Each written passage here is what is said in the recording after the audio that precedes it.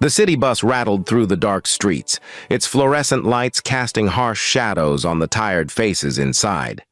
Maya Chen sat near the back, her 3-year-old son Liam finally asleep in her arms after crying for the past 20 minutes. She wore a white tank top under a plaid flannel shirt that had seen better days, and jeans with a small tear at the knee.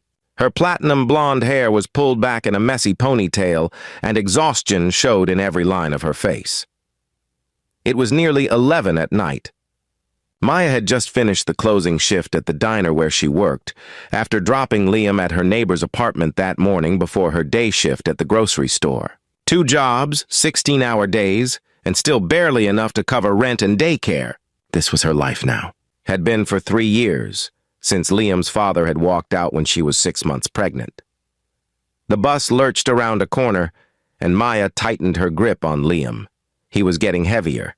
At almost 30, she felt twice her age most days. Her body ached from standing all day, her feet hurt in her worn sneakers, and she had exactly $47 in her checking account until Friday. A man got on at the next stop.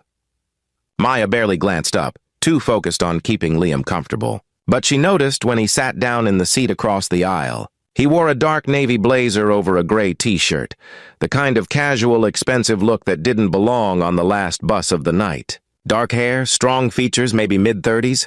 He pulled out his phone, and Maya caught a glimpse of an expensive watch. Wrong bus, she thought vaguely. Or car broke down. People like him didn't usually ride public transportation this late. The bus stopped and started, stopped and started. Maya's eyes grew heavy. Liam was a solid weight in her arms, his breath soft and even against her chest. She tried to focus on staying awake, on making sure they didn't miss their stop, but exhaustion pulled at her like an undertow. Her head nodded forward, jerked back up. She blinked hard, trying to clear the fog from her brain. Just 15 more minutes. She could make it 15 more minutes. The bus hit a pothole, and Maya swayed with the motion. Her head tilted to the side, seeking something, anything to rest against, and found a shoulder. She jerked awake immediately, mortified to discover she'd fallen asleep against the stranger in the blazer. "I'm so sorry," she said, trying to straighten up while keeping Liam secure. The man looked up from his phone, and Maya got her first good look at his face. Warm brown eyes, the kind that crinkled at the corners when he smiled, which he was doing now, gently. "It's okay," he said quietly, clearly not wanting to wake Liam. "You look exhausted. Please, it's fine." "I didn't mean to—" Maya's words were cut off by a yawn she couldn't suppress. "Really? It's okay." The man gestured to his shoulder. "I'm not using it for anything important. If you need to rest, rest. I'll make sure you don't miss your stop." "Where are you going?" Maya hesitated. Every instinct told her not to trust strangers, especially on late-night buses. But something in his face was kind, genuine, and she was so tired. "Riverside and Oak," she said finally. "That's 4 more stops. I'll wake you." He said it with such simple certainty that Maya felt tears prick her eyes. When was the last time someone had offered to help her without wanting something in return? "Thank you," she whispered. That's really kind. Get some rest." Maya meant to stay awake. She really did. But the moment she let her head rest against his shoulder again, let herself stop fighting the exhaustion for just a moment, sleep claimed her completely. She didn't feel the man's arm carefully position itself so Liam wouldn't slip. Didn't see him put his phone away and simply sit there still and steady for the next 20 minutes. Didn't notice when the bus passed Riverside and Oak, when he made a quiet decision and didn't wake her. What she did notice was gentle shaking and a voice saying softly, "Miss?" "We're at the end of the line." Maya's eyes flew open. The bus was nearly empty, parked at the transit center. Panic flooded through her. "What?" "No, I needed to get off at Riverside and Oak, I know." The man held up his hands in a calming gesture. "But you were sleeping so deeply, and your son was sleeping, and you both looked like you needed it more than you needed to be home exactly on time." "I'm sorry. I should have woken you." "But—" He trailed off, looking almost embarrassed. "You just looked so tired."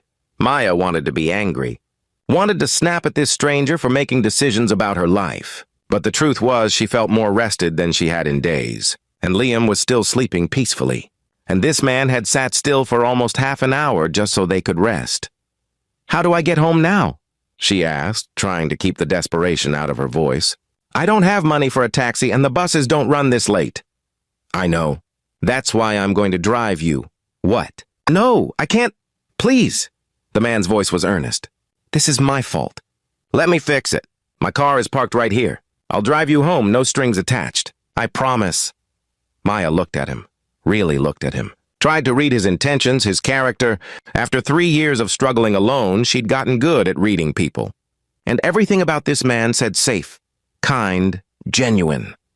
"Okay," she said finally, "but if you try anything weird, I have pepper spray." She didn't, actually, but he didn't need to know that. The man smiled. "Fair enough. I'm Ethan, by the way. Ethan Price. Maya, and this is Liam." Ethan's car was a sleek sedan parked in the transit center lot. Definitely expensive. Maya buckled Liam into the back seat and he barely stirred. Then she got in the passenger seat, giving Ethan her address. As they pulled out onto the empty streets, Ethan asked, "2 jobs?" Maya glanced at him, startled. "How did you—" "The way you were dressed. Like you'd come from food service, but earlier you had grocery store tags on your flannel." He gestured vaguely. "I noticed details. I'm sorry if that's intrusive." "2 jobs," Maya confirmed. "Sometimes 3, if I can pick up weekend shifts at a coffee shop. Liam's daycare is expensive and rent keeps going up and—" She stopped herself. Why was she telling this stranger her problems? "Sorry. You don't need to hear my life story." "I don't mind listening. If you want to talk." Maybe it was the late hour. Maybe it was the kindness he'd shown.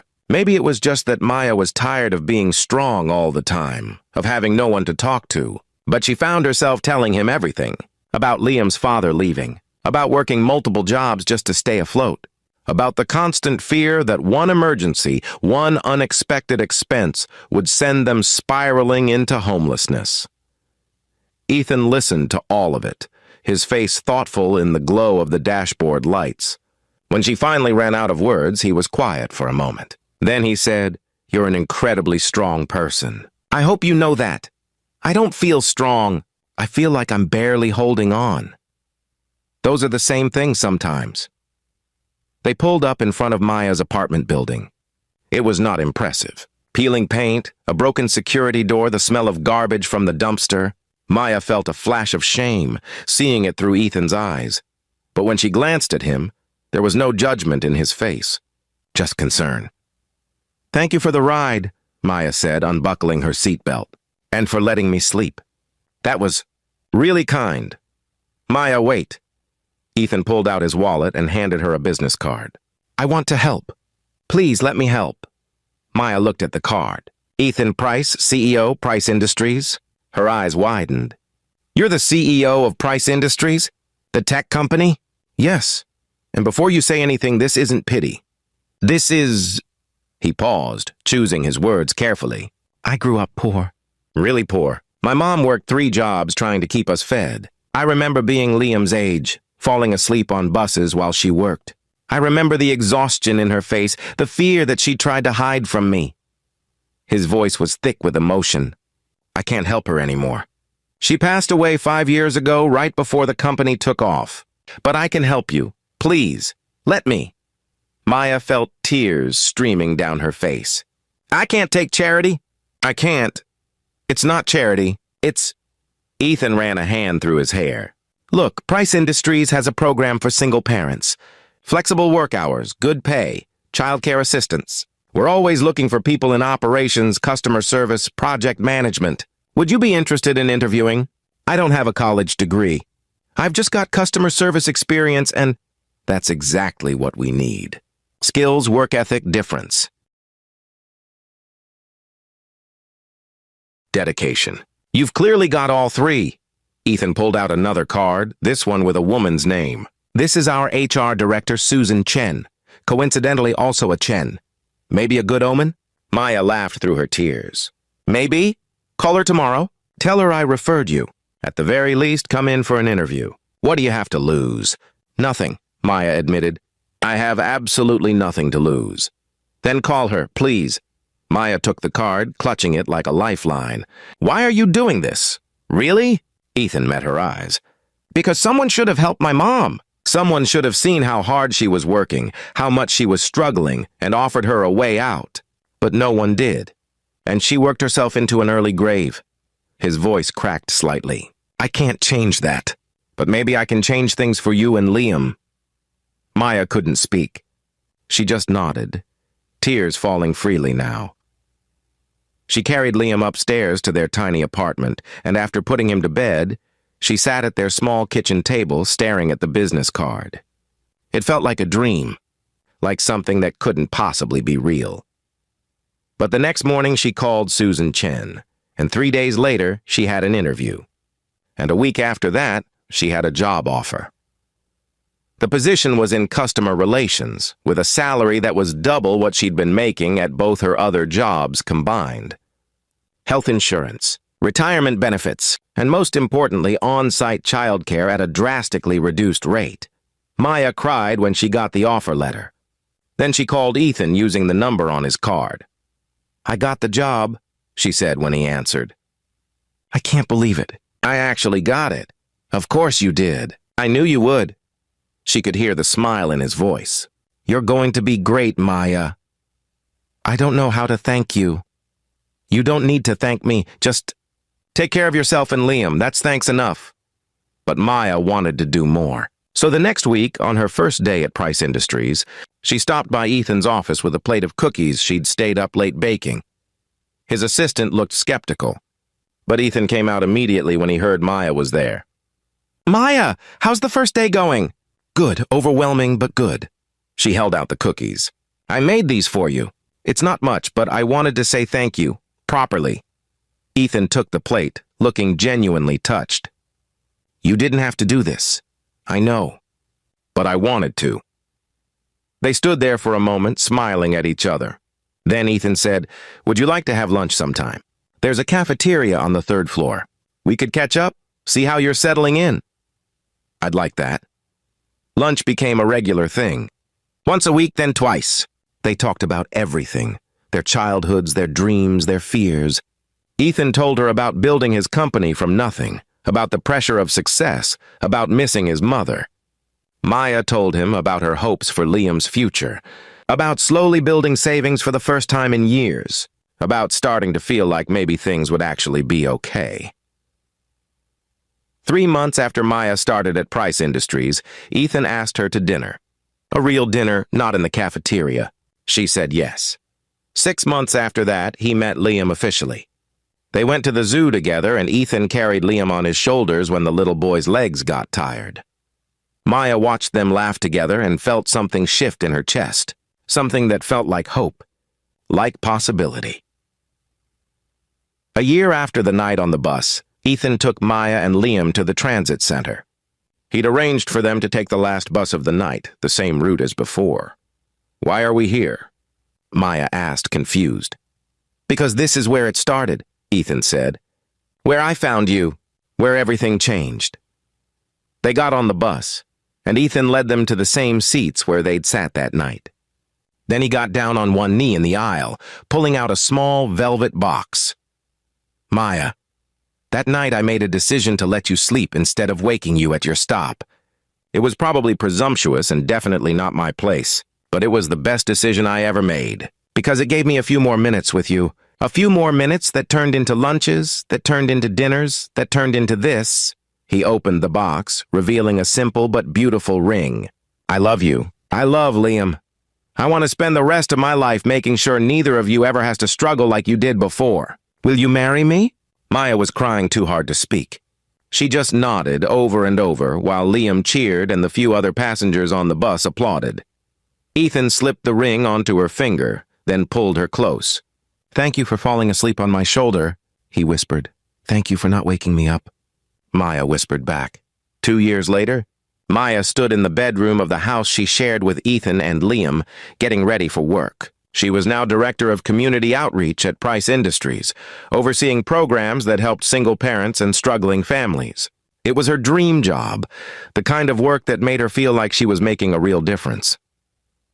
Ethan appeared in the doorway, holding their 6-month-old daughter, Sophie. She wouldn't go down for her nap without saying goodbye to Mommy, he explained. Maya kissed her daughter's soft head, then kissed Ethan. I love you. I love you too. Ethan shifted Sophie to one arm so he could pull Maya close. Do you ever think about that night on the bus? How different things could have been. All the time. If you'd woken me up at my stop like you were supposed to, if you hadn't offered me that ride, if you hadn't given me your card. Maya shook her head. My whole life would be different. Mine too. I'd still be that guy who had everything except what mattered. You gave me that. Maya, you and Liam. And Sophie, Maya added, touching their daughter's hand. And Sophie, Ethan agreed. Later, Maya would tell people that she'd fallen asleep on a stranger's shoulder and woken up to find her whole life changed, that a moment of exhausted vulnerability had led to everything she'd been afraid to hope for. She'd tell them that sometimes the worst moments, the lowest points, the times when you have absolutely nothing left, are exactly when grace appears. Not always in the way you expect, not always when you deserve it, but exactly when you need it. She'd fallen asleep on a bus, too tired to keep fighting, too worn down to believe things could get better. And she'd woken up to discover that kindness still existed in the world. That some people helped not because they wanted something in return, but simply because they could. Because they remembered what it was like to struggle. Because someone else's pain touched something in them that money couldn't buy or success couldn't fulfill. Maya had fallen asleep on Ethan's shoulder that night on the bus, expecting nothing, hoping for nothing more than a few minutes of rest. Instead, she'd found home. And sometimes that's how grace works. You stop fighting just long enough to rest. And when you wake up, the world has shifted. Not because you did anything extraordinary. Not because you earned it or deserved it, but because someone saw you struggling and decided to help. Because someone remembered their own struggle and wanted to ease yours. Because someone chose kindness when they could have chosen indifference. Maya had fallen asleep exhausted and alone, holding her son, barely surviving. She'd woken up to find that surviving was no longer enough. She'd woken up to find someone who wanted to help her thrive. And that made all the